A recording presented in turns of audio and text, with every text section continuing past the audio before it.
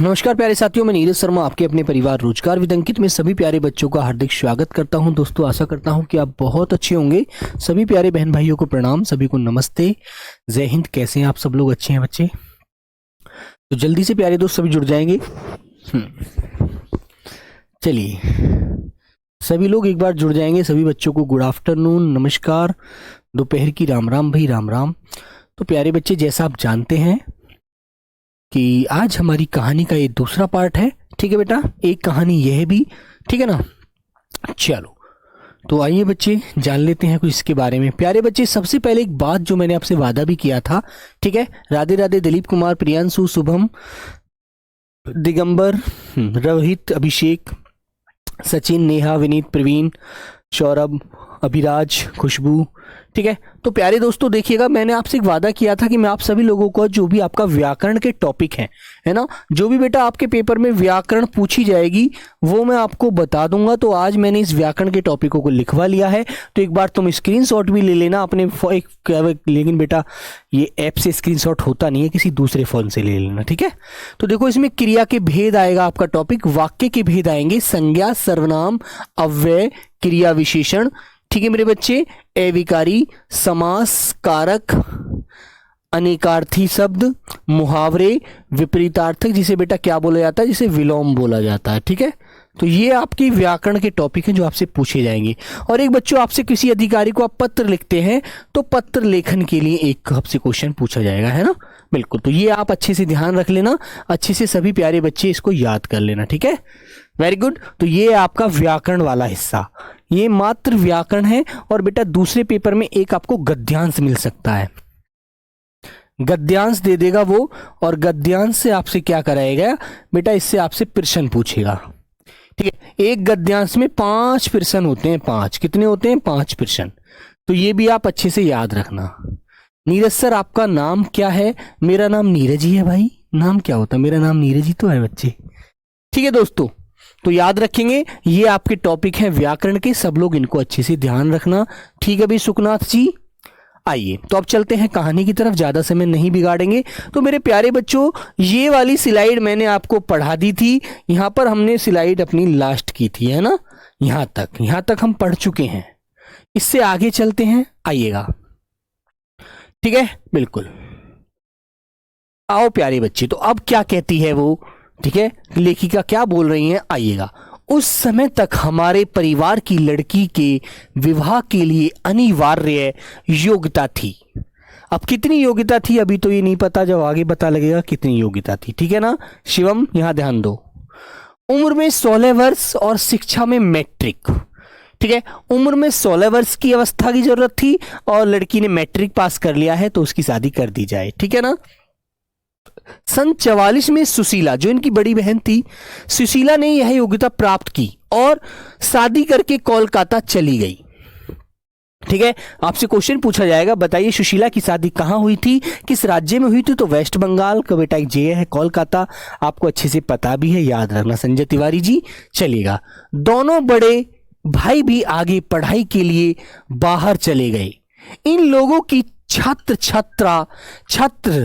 छाया के हटते ही पहली बार मुझे नए सिरे से अपने वजूद का एहसास हुआ। वजूद जानते हो, जो आदमी को अपनी हिम्मत का, अपने अंदर जो भी मतलब एक योग्यता है उसका पता चलता है, उसे कहते हैं वजूद क्या है आपका, आप जानते हैं ना।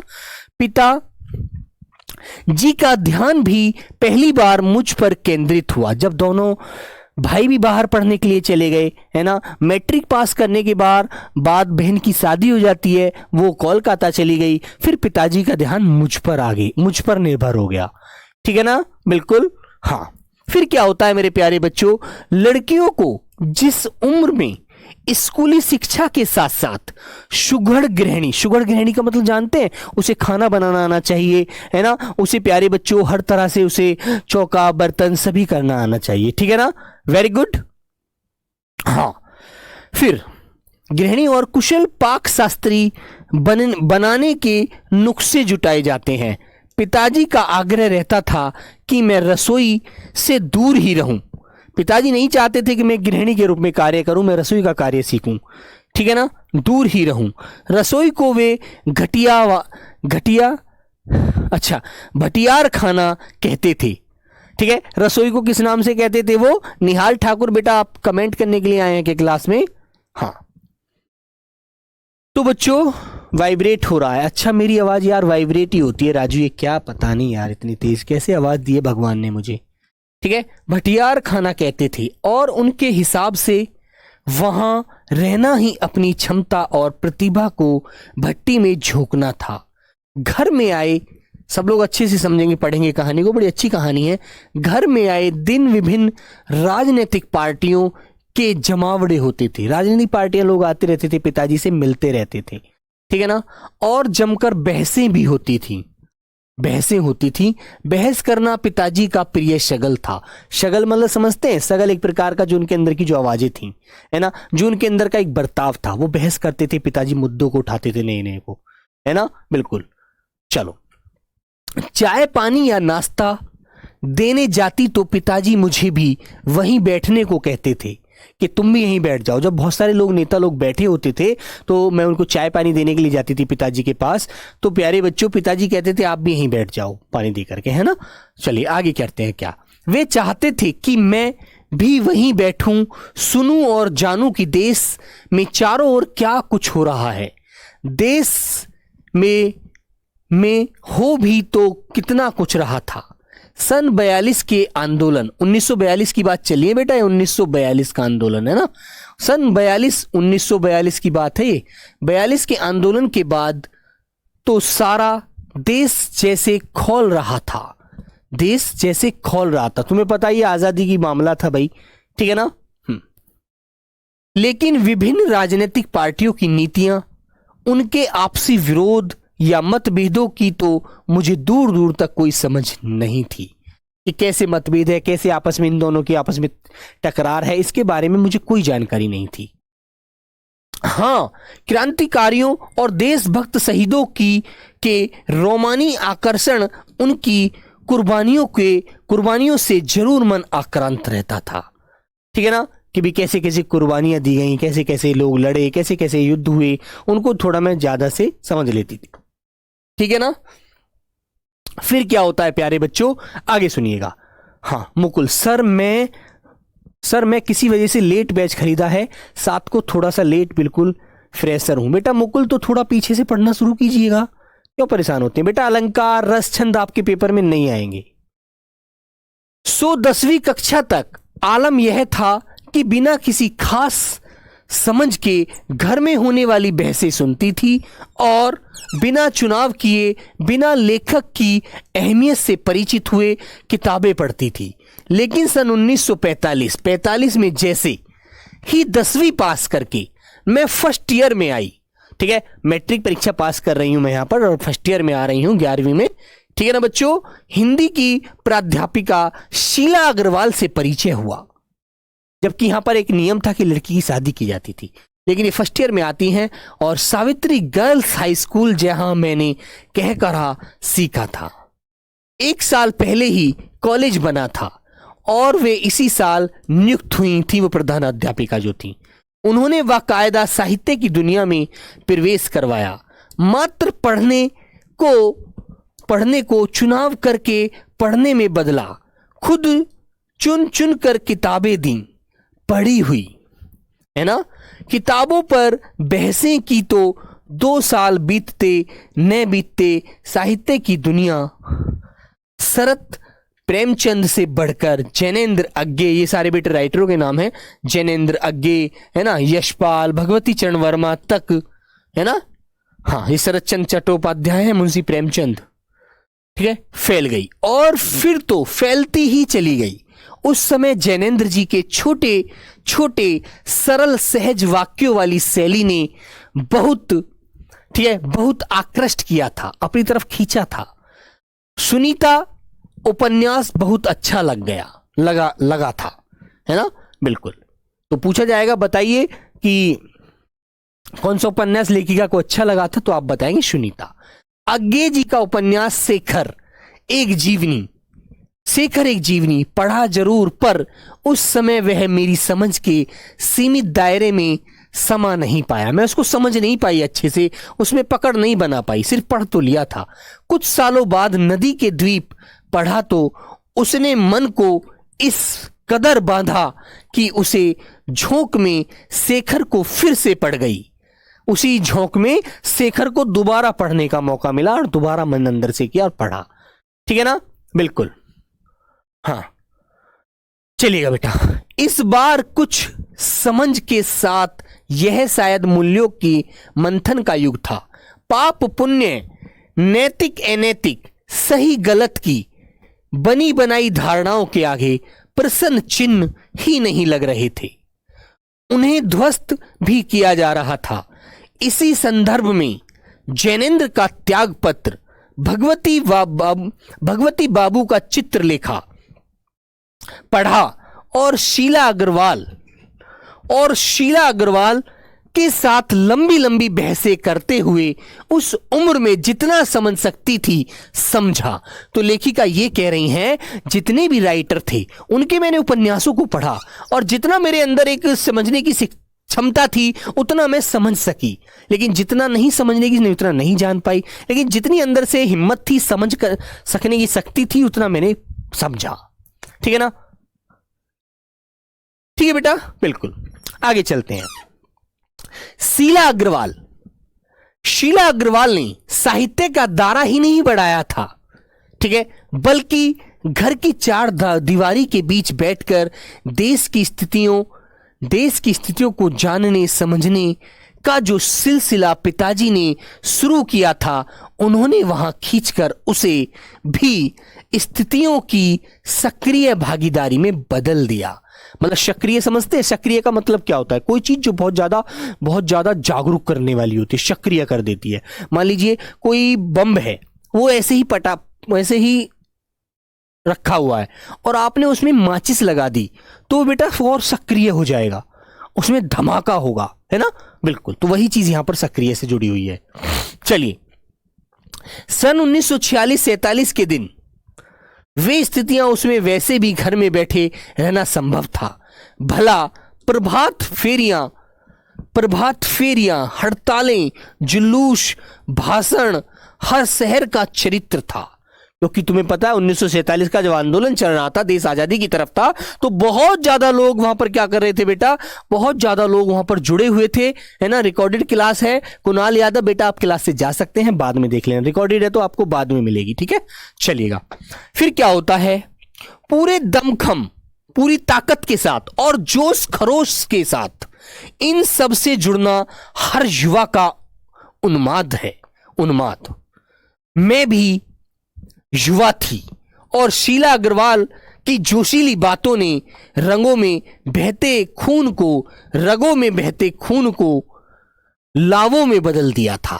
ठीक है भाई, हर युवा की हसरत होती है अपने देश के लिए मर मिटने की, ठीक है बेटा। फिर क्या होता है, स्थिति यह हुई कि बेटा कहानी को समझो, मजा आ रहा है यार पढ़ने में।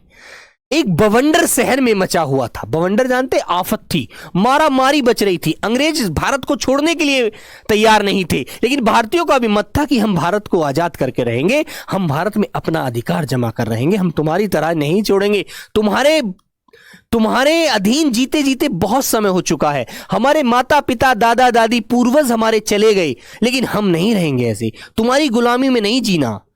एक रोटी खा लेंगे लेकिन वो भी आराम की खाएंगे, अपनी आजादी की खाएंगे, ठीक है ना, बिल्कुल। मिस्टर ऋतिक सर, मैं प्रयागराज से, इलाहाबाद से, बहुत बढ़िया भाई, चलो।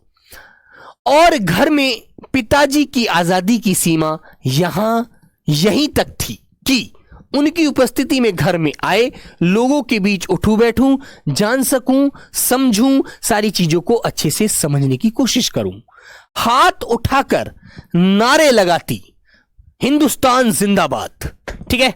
हाँ, उन्माद का मतलब क्या होता है? उन्माद बेटा वो से बोला जाता है जो हर एक युवा के अंदर जो एक जुनून होता है, एक ताकत होती है, हर किस उन्माद एक युवा की सोच होती है कि मेरे देश को मेरे सामने कोई नष्ट कैसे कर देगा, ठीक है, बिल्कुल।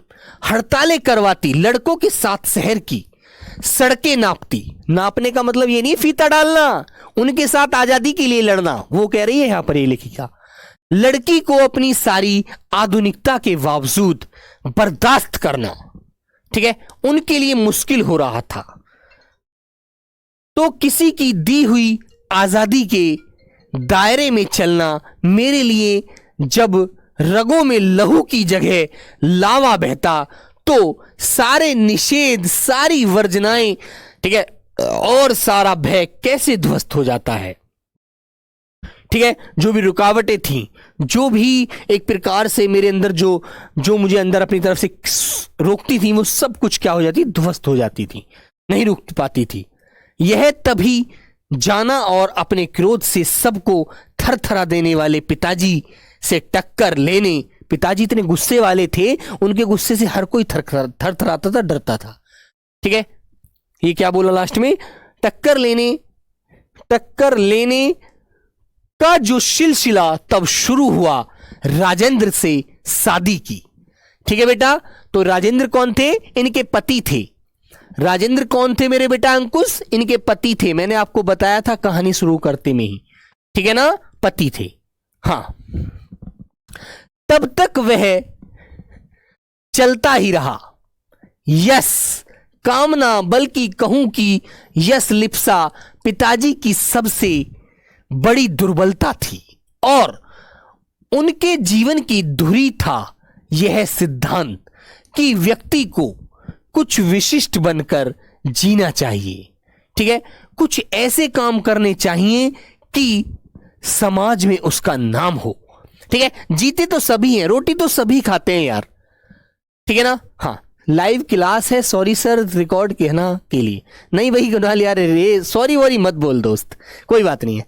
ठीक है, तो बेटा एक बात आपको बताता हूं मैं यादव जी, देखो दुनिया जी रही है, दुनिया रोटी खाती है और सो जाती है यार, कोई क्या फायदा इस जैसे जीवन का, इससे तो अच्छा हम पशु होते, मानव ना होकर के। जब हम इस देश के निवासी हैं, हम इस देश के नागरिक हैं, है ना, तो भैया हमारा फर्ज बनता है अपने देश की आन मान शान के लिए जिंदा रहना। ठीक है ना, बिल्कुल ठीक है मेरे बच्चे, वेरी गुड। चलिए आगे आते हैं। सम्मान हो, प्रतिष्ठा हो, वर्चस्व हो, लोग हमारे नाम से हमें जाने, ठीक है ना, इसके चलते ही मैं एक बार उनके कोप से बच गई। कोप का मतलब होता है गुस्सा, क्रोध। बेटा एक कोप आया ना शब्द, कोप का मतलब होता है क्रोध, है ना, याद रखना, कभी भूल जाओ इस शब्द को। कोप मतलब क्रोध से बच गई थी। एक बार कॉलेज से प्रिंसिपल का पत्र आया कि पिताजी आकर मिले और बताएं कि मेरी गतिविधियों के कारण मेरे खिलाफ अनुशासनात्मक कार्रवाई क्यों न की जाए। पत्र पढ़ते ही पिताजी आग बबूला जानते हो, गुस्से में आ जाना एकदम, है ना बेटा, आग बबूला। यह लड़की मुझे कहीं मुंह दिखाने के काबिल नहीं छोड़ेगी।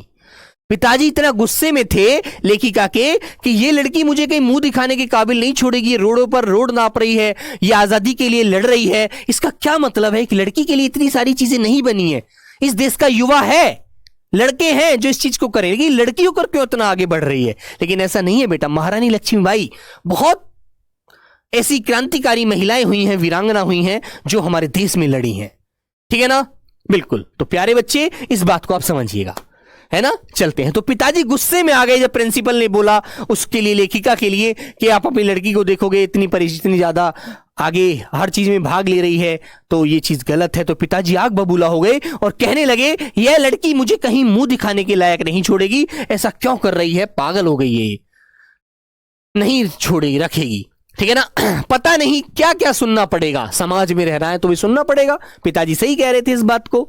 फिर आते हैं बेटा रीना दहिया जी, क्या बोलना चाहते हैं बताइए प्लीज सर, रिप्लाई मी, क्या रिप्लाई करूं बोलो।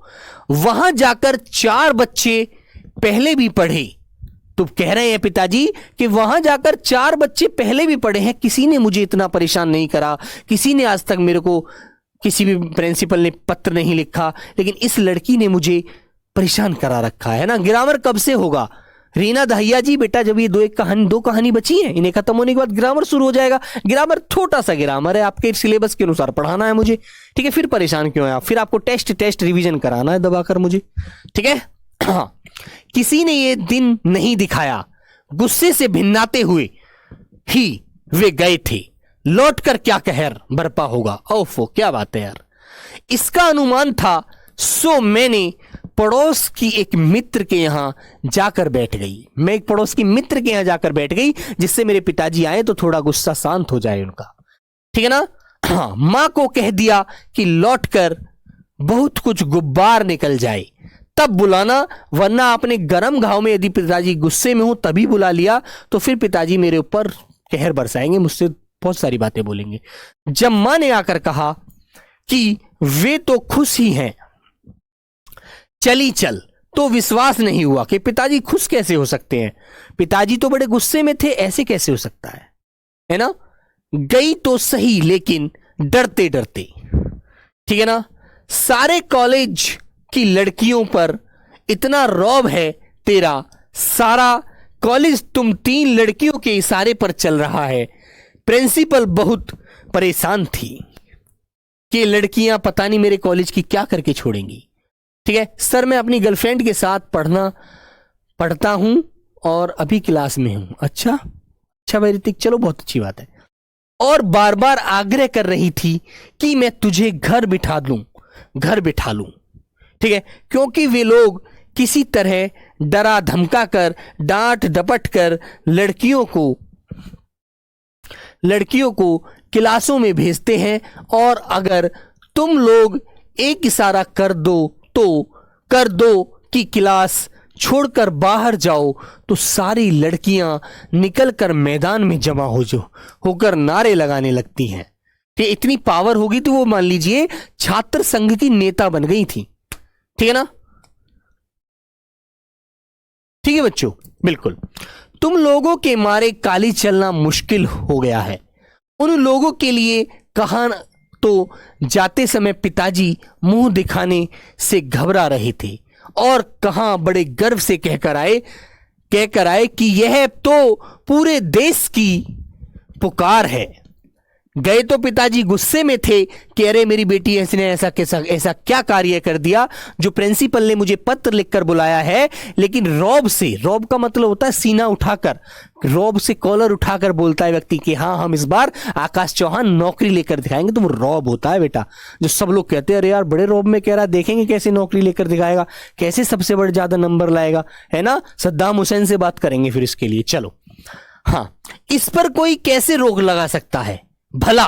बेहद गदगद स्वर में पिताजी यह सब सुनाते रहे, और अवाक मुझे ने अपनी आंखों पर विश्वास हो रहा था कि पिताजी आके इतने खुश होकर कैसे बोल रहे हैं। पिताजी तो बड़े गुस्से में थे यार, वो मैं सोच रही थी पिताजी मेरा विरोध करेंगे, है ना।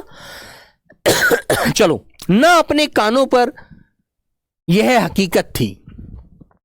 चलिए, एक घटना और, आजाद हिंद फौज के मुकदमे का सिलसिला था। सभी कॉलेजों स्कूलों दुकानों के लिए हड़ताल का आह्वान था, जो नहीं कर रहे थे। छात्रों का एक बहुत बड़ा समूह वहां जाकर हड़ताल करवा रहा था।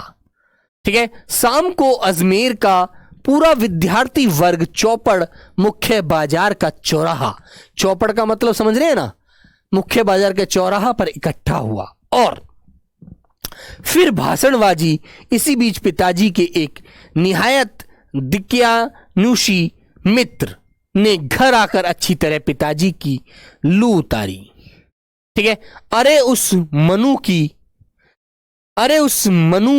की तो मत मारी गई है ना। वो लड़की थी उनकी लेखिका जो है मन्नू भंडारी, उनके लिए बोल रहे हैं मनु। उस मनु की तो मत मारी गई, बुद्धि मारी गई। वो लड़की क्या कर रही है वहां पर, है ना। पर भंडारी जी आपको क्या हुआ? ठीक है, आपने लड़कियों को आजादी दे दी आजादी दी, पर देखते आप जाने कैसे कैसे उल्टे सीधे लड़कों के साथ हड़तालें करवाती, हुड़दंग मचाती फिर रही है वह। ठीक है ना, पिताजी का एक मित्र था तो वो कहता है अरे आप सुनिएगा, आपकी जो बेटी है ना, वो आपकी जो बेटी है मन्नू, वो दुनिया भर के लड़कों के साथ नेता बनी हुई है, हुड़दंग कर रही है, हड़तालें करवा रही है। लेकिन पिताजी खुश थे कि देश के लिए लड़ रही है, लड़की गलत थोड़ी कर रही है यार। ठीक है ना, चलो कोई बात नहीं। तो क्या होता है, आपके घरों की लड़कियों को शोभा देता है यह सब, कि आपके घर की लड़कियों को यह सब शोभा देता है कि वो नेतागिरी करे, वो पंचायतों में घूमे, वो हड़तालें करे? बताइए। हां, चलो, कोई मान मर्यादा, इज्जत, आबरू का ख्याल भी रह गया आपको या नहीं? तो वो कहता है, जो दोस्त था उनके पिताजी का, साक्षी सिंह के, साक्षी बेटा नाम ले लीजिए। अच्छा, तो भाई बात सुनो, वो कह रहा था, अभिषेक बेटा, साक्षी, अभिषेक कुमार साक्षी है कौन, पहले ये तो बता दो मुझे, ठीक है ना? करण सिंह इसका मतलब होता है बेटा बहुत ज्यादा जो करीबी मित्र होते हैं, ठीक है? चलिएगा। वे तो आग लगाकर चले गए और पिताजी सारे दिन भभकते रहे कि एक पराया व्यक्ति मुझे पता नहीं क्या क्या बोलकर गया है। पिताजी के मन में आग बबूला हो रहे थे, पिताजी भभक रहे थे। बस अब यही रह गया है कि लोग घर आकर थू थू करके चले जाए। बंद करो अब इस मनु का घर से बाहर निकलना। पिताजी कहते हैं कि अब छोड़ो यार, मनु का घर से बाहर निकलना बंद करो। अब लोगों का यही रह गया कि वो घर आकर और बताने लगे हैं, ठीक है? हाँ, इस सब से बेखबर मैं रात होने पर घर लौटी तो पिताजी के एक बेहद अतरंग और अभिन्न मित्र ही नहीं, अजमेर के सबसे प्रतिष्ठित और सम्मानित डॉक्टर अंबालाल जी बैठे थे। मुझे देखते ही उन्होंने बड़ी गर्मजोशी से स्वागत किया। वाह, तालियों के साथ। अरे बेटी आ गई आप, बहुत बढ़िया, ठीक है ना? बिल्कुल ठीक है बच्चे। हाँ, तो बच्चों आगे क्या कहते हैं? आओ आओ आओ मन्नू आओ। अरे वे मन्नू आइए बेटा, हम तो आपका इंतजार कर रहे थे। चलिए, तो मैं तो चौपड़ पर तुम्हारा भाषण सुनते ही सीधा भंडारी जी को बधाई देने चला आया। भंडारी उनके पिताजी को कह रहे थे, मन्नू भंडारी के पिताजी को, कि मैं तो भंडारी जी को बधाई देने के लिए चला आया तुम्हारा चौराहे पर जब भाषण सुना, ठीक है ना? बिल्कुल। तो I am really proud of you, कि मैं तुम पर प्राउड करता हूं, मुझे आप पर बहुत ज्यादा गर्व है, ठीक है ना? क्या तुम घर में घुसे रहते हो भंडारी जी? घर से निकलना भी करो। You have missed something. और वे धुआंधार तारीफें करने लगे।